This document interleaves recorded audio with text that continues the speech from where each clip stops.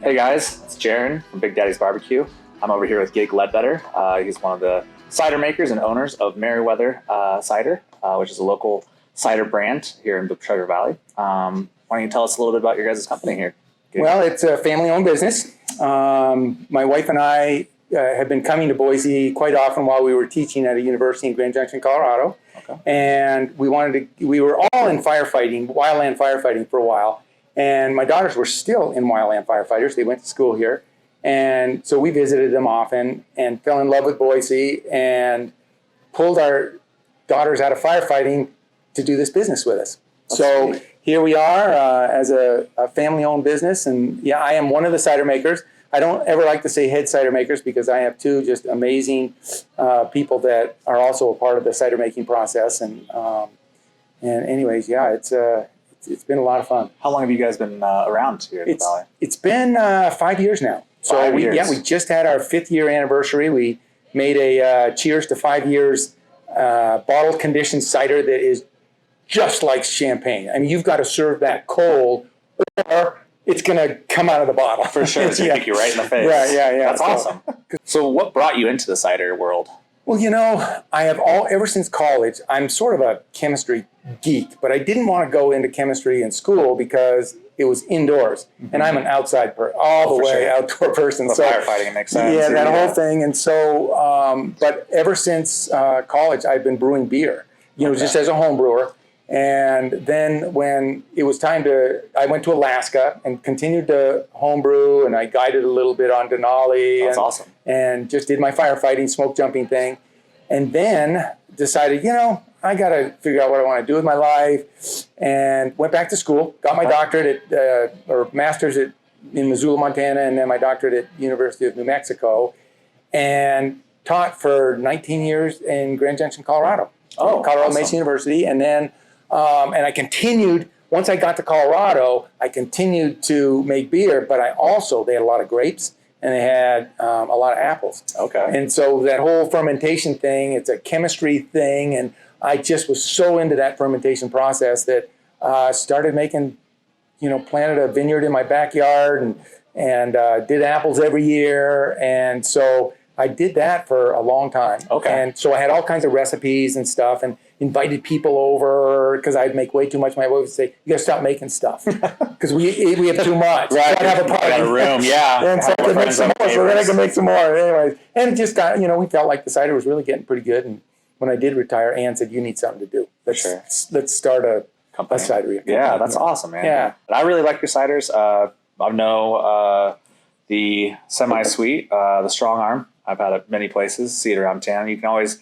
find Meriwether. They have an axe handle as their tap handle. Yep. Look for that. What are some of your guys' flagships that you guys carry that are year-round? And then what are some of the seasonals that you guys carry? Well, right now our seasonal is the Cherry Time.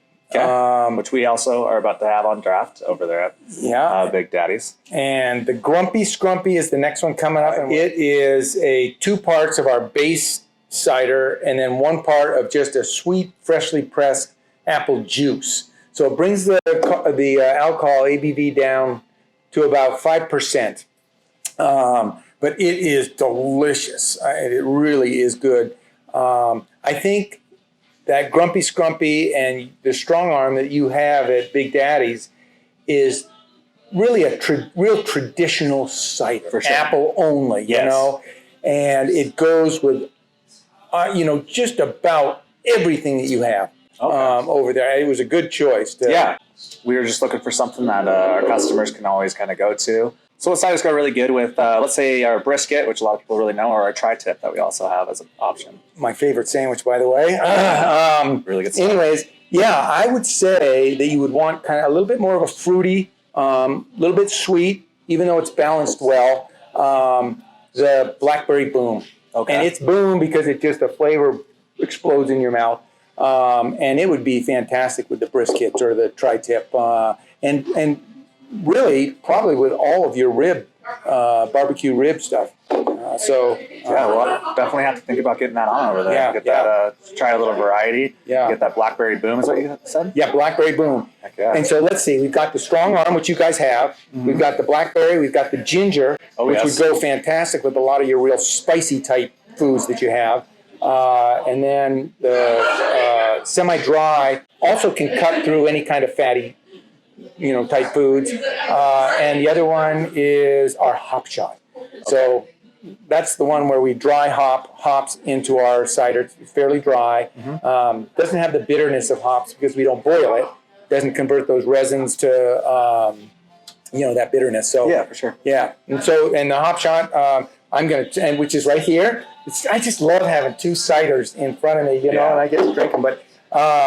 But with any kind of spicy foods that you might have, and it's good for those beer drinkers that think cider's a sissy drink. For sure. There's the hop shot. Let's transition those guys into drinking a little cider here now and again. Can you tell us a little bit about your Let's Do Good program? I can.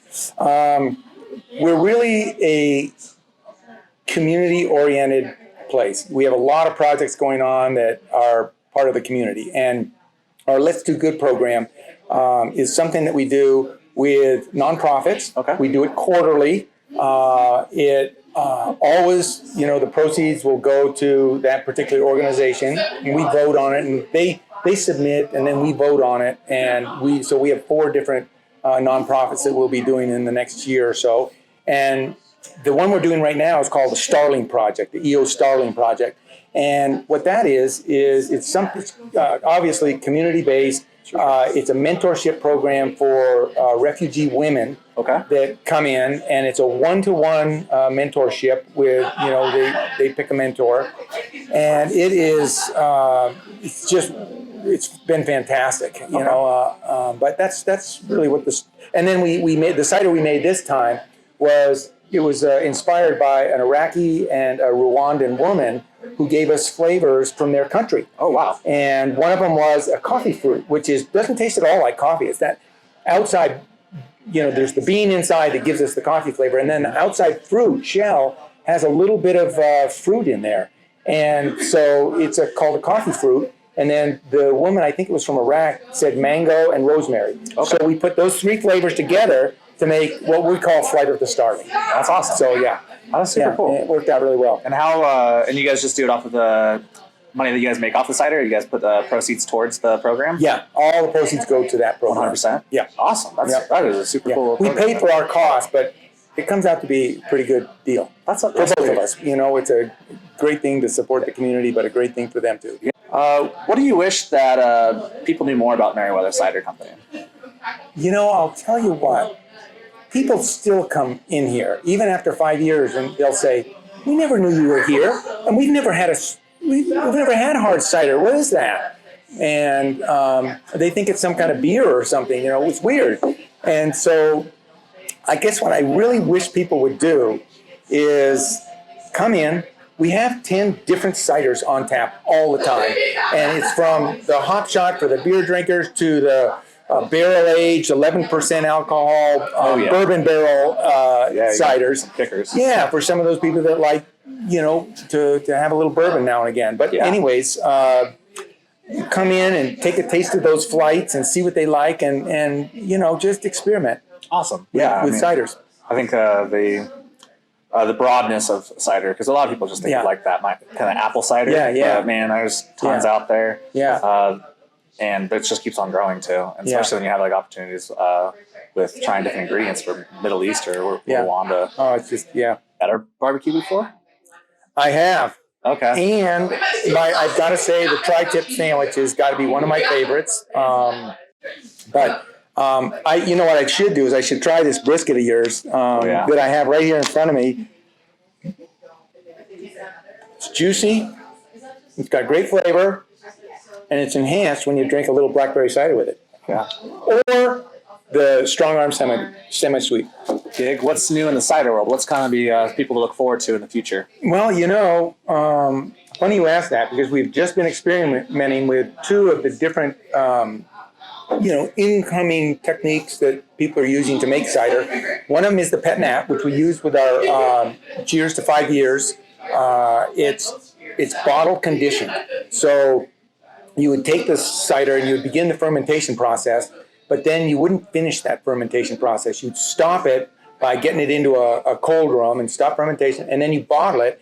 And there's, we can measure how much sugar is left, Sure. In that, and then we cap it, but the yeast is still alive, so the yeast will still take that sugar and convert it to CO2 in the bottle. They're nice fine bubbles, just really delicious bubbles.